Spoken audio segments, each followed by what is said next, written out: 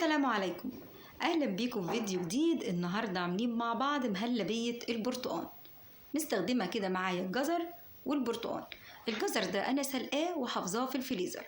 هبتدي كده ان انا اخد نص الكيس واربط الباقي وهشيله تاني في الفريزر، نعمل منه مره كمان عصير برتقال او مهلبيه البرتقال. ومعايا هنا كده البرتقال غسلاه ومقشراه ومقطعاه حلقات وشايله منه البذور. هسيبه دلوقتي كده يفك، ما ينفعش ان انتي تشتغلي بيه في الخلاط وهو متلج علشان لا قدر الله ما يكسر لكيش الخلاط. هنسيبه يفك، هنزوده كده بشوية مية ونبتدي ان احنا نضربه ونصفيه.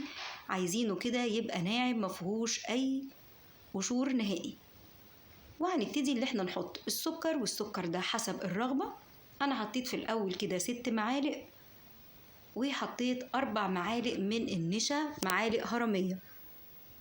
ونبتدي اللي احنا نقلب على البارد السكر والنشا. السكر ده حسب الرغبة، هتقلبي لحد ما تتأكدي ان السكر والنشا داب تماما، وتبتدي ان انتي تدوقي لو محتاج سكر تاني. انا استخدمت كده معلقتين تاني سكر، يعني 8 معالق من السكر و4 معالق من النشا.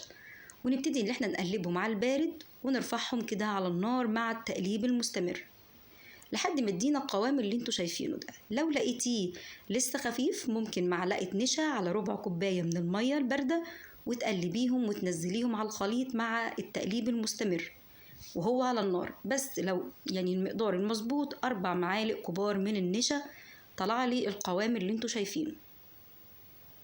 ما تسيبهوش يتقل اكتر من كده علشان ما يبقاش كتلة واحدة، لانه بعد ما بيبرد بيتقل تاني.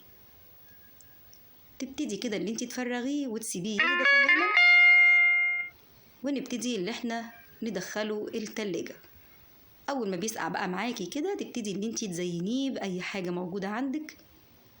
انا كان عندي كده جوز هند وسوداني، وابتديت اللي انا ازينه وطعمه جميل جدا هو ساقع.